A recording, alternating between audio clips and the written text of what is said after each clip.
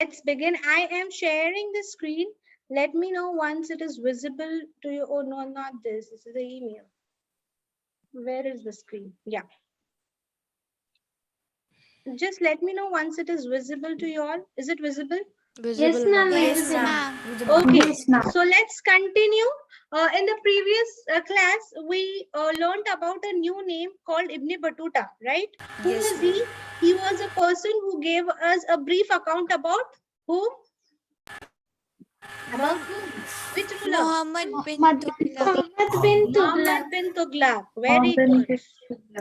Okay, so he was the one who gave us a brief account of Muhammad bin Tughlaq. All right. So Ibn opined of him as I read this in the previous class also, that he according to Ibn Battuta, Muhammad bin Tughlaq was the most humble of men. Okay, he was the most humble man, and he believed in having a giving justice to the people. Okay, he was tolerant in religious matters. According to him, he was tolerant even in concern to religious matters. Ibn Battuta recounts how the Sultan questioned the ulamas and reduced their power. His appointment of officers from general public and not nobility also angered them. Okay, so he again, the ulamas, I had explained to you. Who are the ulamas? They are the Muslim priests, usually. Okay, ulamas are the Muslim priests. So basically, Ibn Battuta gives us the account that the Sultan used to question the ulamas, and he had reduced the powers. You remember we had studied in Alauddin Khilji also. Yes, ma'am. He had reduced what things did he do? Alauddin Khilji, let me see if you all remember. Ma'am, he did not allow them to meet each other. Ma'am, he reduced the Did not power allow of them- nobles. He did not allow them to have any matrimonial Ma'am, he alliance. banned Some no gambling. freedom. Some no freedom. Ma'am, Yes. Ma'am, he banned gambling. Ma'am, he Yes. banned drinking wine.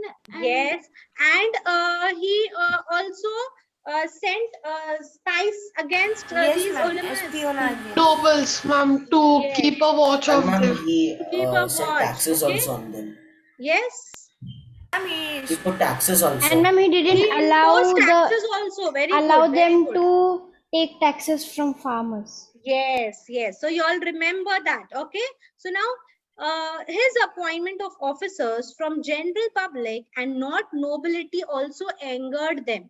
Okay, so on one hand, the ulamas were angered because their rights were suppressed. On the other hand, the officers, was appointed from general public and not from the nobles.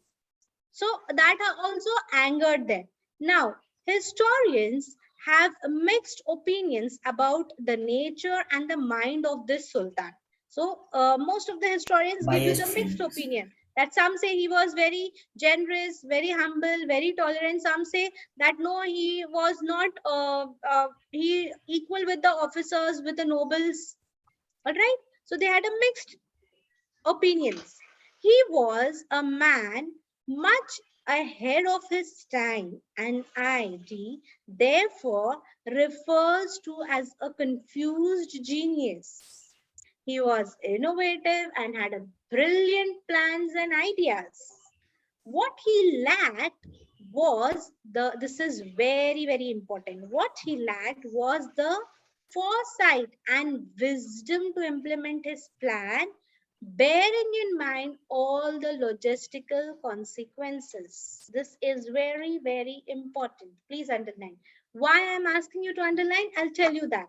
Because see, although they are saying that, okay, he was brilliant, he has lots of innovative plans, and he would come up with lots of innovative plans, but he had to face lots of failures because of one weakness which he had. What was that weakness?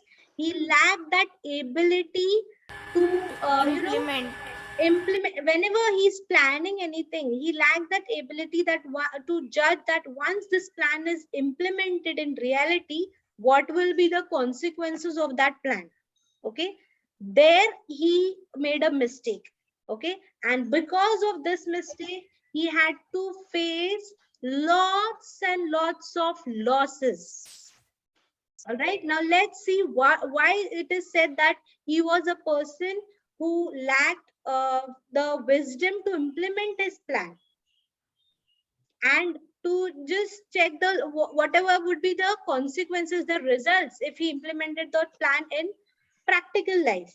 All right, have you all understood till here about Muhammad bin Yes, Tughlaq? ma'am. Yes, ma'am. Let's see further why they are saying, why we said that he had that weakness, and because of that weakness, what losses he had to face. We will look closely at the brilliance and fall of Muhammad through the experimental failures that he instituted. Okay, now we'll learn more about his brilliance and more about his failures through these in the next paragraphs. Okay, transfer of capital was his first failure. Please underline. His first failure was transfer of capital. Now, Bhavya is there in the class? Bhavya? Yes, ma'am. Okay, you remember you told me, ma'am, is it the same territory from north till south? Yes, Right? ma'am. Which is transformed? Okay, now see the territory. Okay, Muhammad decided to shift the capital from Delhi to Devagiri, that is Daulatabad. Okay, he shifted the capital from Delhi to Daulatabad. This is very important. Ma'am, Daulatabad is in Aurangabad and I am in Aurangabad right now. Yes, yes, yes. So this decision was, why did he decide to change the capital? Because he wanted to centralize the capital of Sultan. Why he want see, this was the reason he wanted to centralize the capital. Okay, why he wanted to centralize? Because Delhi is in the north, right, children? Delhi is in the north, and he had his territory till the southern regions. Yes, because we had seen that Alauddin Khilji had, conquered, expanded his territories to the south. Now, if he is sitting in Delhi, how will he be able to administer the southern regions? So, what he did, what he planned, that from north he will at least settle down somewhere in between. If he is in between, he'll be able to administer both the north and the southern regions easily. Okay, this was his plan and this was his intention. Understood, everyone? Yes, ma'am. Yes. Okay, good. So this was his plan. Now let's see why it was a failure. Okay, Devagiri or Daulatabad was more in the central location. Okay, that is why he chose Devagiri or Daulatabad to shift the capital. Why? So that the rule of Sultanate from there, he can do the he'll be able to rule the capital. If the capital is over there, he will be able to rule easily both the northern and the southern regions. Also, the capital in the center would be safe from the Mongol attack. This was also the reason why he thought that, the capital should be shifted from Delhi to Daulatabad, in between. Got it? Yes. Yes, ma'am. Now let's see why they told us that it is a failure. Why he failed. Do you think that whatever he was thinking was correct? Yes, ma'am. Yes, ma'am. He has valid reasons to shift the capital from Delhi to Daulatabad. Yes, Now ma'am. let's see why it is a failure. Now, when he is shifting, the entire population of Delhi was made to move to the capital. Okay, this is the, if you are shifting the entire capital, then that means the entire population also have to shift. This involved traveling a distance nearly 1,500 kilometers away from what was once home. Okay, so first challenge was that distance was too much when the entire population is shifting from one place to another, and that also 1,500 kilometers. It is a challenge. Okay, I secondly, didn't he had to make arrangements so that the journey is comfortable. Okay, now what arrangements did he make to make the journey comfortable? He had to build up temporary shelters. Okay, he had to provide food, drinks throughout the journey to the people, right? Why? Because the journey was definitely long, the distance was long. So imagine building temporary shelters for the entire population throughout the journey, providing the entire population with free food, free drinks throughout the journey. And nowadays we have lots of transportations, various ways of transportation. Earlier they had foot, they used to travel by foot only. Okay, so now that means what? He only have to pay for providing shelters, free food and free drinks. That means loss of his income. Next, settling in the new capital was again a huge challenge. Okay, now even if they had traveled such a long distance, settling in that particular capital was a challenge. Why? Because within 5 months of Daulatabad, he realized that his ministers, his soldiers and general public were unwilling to stay. The ministers, soldiers, they did not wanted to stay. Within 5 months, he realized that they were not happy with the stay in Daulatabad. Many of them felt homesick, okay, and they missed their hometown because they were born and brought up over there. Along with that, the climatical condition also was not suitable for them. That was also a challenge. Okay. Moreover, it became impossible. This is more important. It became impossible to control North India, which now lay exposed to the Mongol attack. Okay. So now, since they have shifted from Delhi to Daulatabad, now Northern India, okay, was open for the Mongols. It was exposed for the Mongols to attack easily. Okay. So therefore, what did he do? He decided that he will shift back again to Delhi.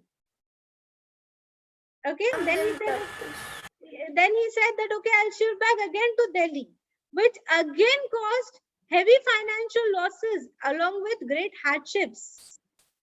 All right. Ma'am, what are hardships? Hardships.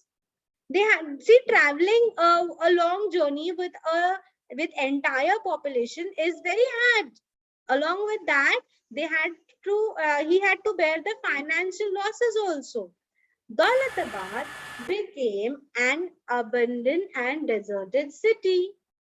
The entire process revealed what?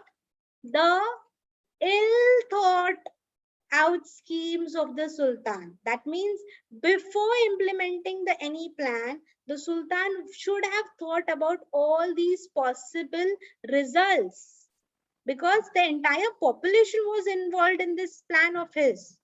Okay, before implementing, he should have thought about the consequences, which he did realize when after 5 months. And then again he changed his decision to again shift back to Delhi. And again shifting back to Delhi, that means again building up temporary shelters, again building, providing food, free drinks. All right, got it, everyone? Ma'am, but that is so much distance, 3,000 kilometers. That is what, Zayan? Ma'am, that is a lot of distance on foot, 3,000 kilometers. Yeah, that is a lot of distance. 1,000 plus 1,500 plus 1,500 is almost 3,000 kilometers with the entire population. So that is why his decision to transfer the capital was a failure. Got it, everyone? Yes, ma'am. Okay. Next is, okay, now this failure, he decided, he implemented, and he failed. Then again he came up with another plan. What was the other plan? He introduced token currency. Okay. Should I begin the next topic, token currency? Yes, ma'am. Have you all understood transfer of capital? Yes, ma'am. Yes, ma'am. Okay. So introduction of token currency. Now what did he do? You remember Tanka? Have you heard about the word Tanka? Yes, ma'am. Yes, ma'am. Yes, ma'am. What was that? Ma'am, in the Mamluk dynasty, the coins that were made. Okay. Who introduced Tanka? Iltutmish. Iltutmish. What was Ma'am, Tanka's they were, special? I think, silver coins. Silver coins. Very good. They were silver coins. Okay. So it was introduced at that time, the silver coins. Now, what did Muhammad bin Tughlaq do? He introduced copper and bronze coins. Okay. This was another mistake which he did. He introduced copper and bronze coins. Why? Because there was a shortage of silver coins. Okay. Due to the shortage of silver coins, he, please mute someone. Who's that? Okay. So there was a shortage of silver coins, so he introduced bronze and copper coins. All right. In the year 1329 and 1330, like some of his Chinese and Iranian rulers, he introduced this token currency in place of tanka. Got it? In place of, to replace tanka. Tanka was what? Silver coins. Got it, everyone?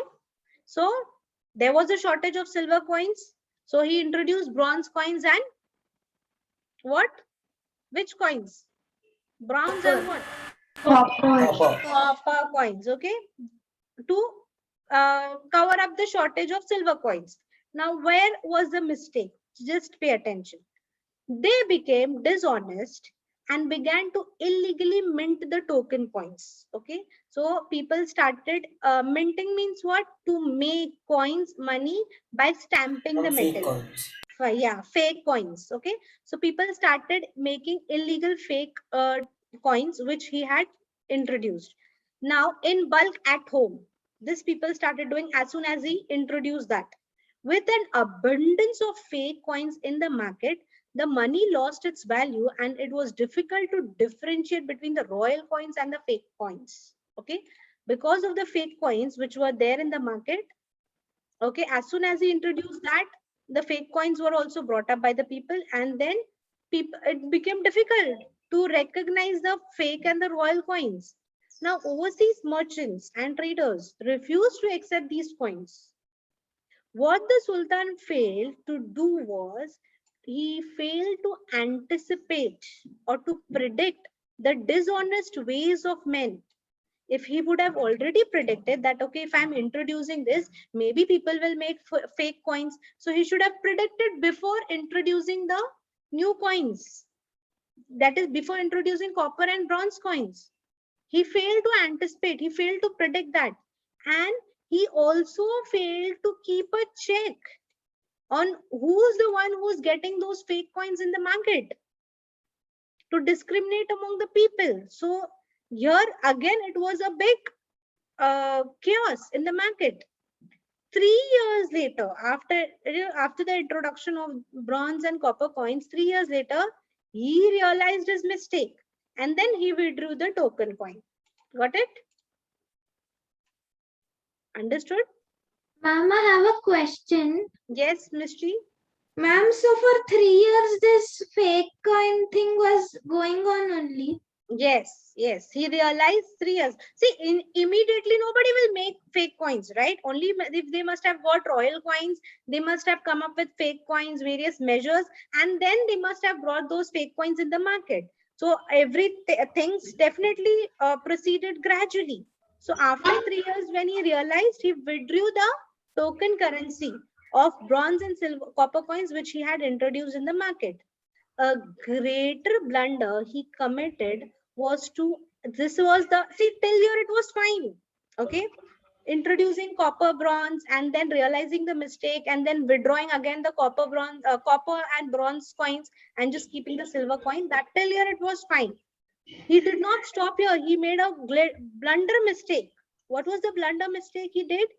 He committed to announce the exchange of silver coins for bronze tokens. This will take so much loss in their treasury. Right. So Ma'am, this they can exchange. backfired and drained his royal treasury. Okay. Ma'am, they can just make fake coins and take the real coins. Ma'am, I am That understanding was, why he was called confused genius. yes, confused genius. And now you can understand that he had various innovative plans, but he failed to implement those plans in a practical way. Got it? So till here it was fine. Then blunder mistake was that he announced the exchange of silver coins with that of bronze. There's no comparison. And then he landed up, draining his entire royal treasury. Okay, till here also it was fine. Third mistake. You ready? Okay, everybody understood till here? Yes, ma'am, understood. Yes, ma'am, understood. Everyone, 2 students replied. Ma'am, everyone Understood, ma'am. Okay. All right. So, shall we go on to the third mistake? Yes, ma'am. Yes, ma'am. Yes, ma'am. Let's see what was the third mistake he did. He increased the taxes in the Ganga and Yamuna Doab. Okay. So now you know the Doab region we had studied in the previous. Yes, ma'am. What is the Doab region? What is the Doab region? It is a fertile land between Ganga and Yamuna. 2 rivers. That is Ganga and Yamuna. All right. So Muhammad, somebody's mic is unmuted. Please mute. Muhammad increased land tax in Ganga and Yamuna Doab region to meet the expenses of the army. Okay. Being an interflow, this region was fertile, producing a good yield. However, this region was hit by famine. Okay, please underline this. So that added the burdens on the farmers. Why the burden was added on the farmers? Because due to famine, there was no production. Okay, and he had increased the taxes also. No production, taxes increased. From where are the farmers going to pay? Right? And since the farmers were not paying, he treated the farmers ruthlessly. Okay, the farmers were treated ruthlessly by these revenue officers who was responsible for collecting those taxes. Some farmers felt so bad that they left the land and they went away somewhere else. Then he realized the sorry plight of the farmers, the sorry condition of farmers. Muhammad bin Tughlaq then realized, okay, the farmers are in great trouble. So then what did he do? That means Muhammad bin Tughlaq, he provided relief by setting up kitchens, by distributing loans, giving free grains to these farmers, improving the irrigation facilities. Okay, so he had to land up doing all these things when he realized that the farmers are in great trouble. However, these measures came in too late and the damage had been done was comparatively more. Okay, so again, this was a failure, a big mistake of increasing the land tax. Yes, ma'am. Yes, ma'am. Everybody understood this? Yes, ma'am. paragraph? Yes, ma'am. Okay. Now, he did not stop over here. Let's see what are the further failures. Northern expeditions. Muhammad wanted to extend his empire to the north. He wanted to extend his empire till the northern region. Okay, so for that, what did he do? He sent an army to the Kangara region. Okay, the Kangara region is now Himachal Pradesh. Okay, which was easily annexed. Annexed means to take, attach, or include without permission. All right, so he sent an army to the Kangara region. All right, he had also set his eyes on Khorasan in the Central Asia. He asked his army to continue northwards to Tibet. At home, he raised a huge army and invested in weapons and warfare supplies. He also paid the soldiers their salary 1 year in advance. See what all mistakes he were doing.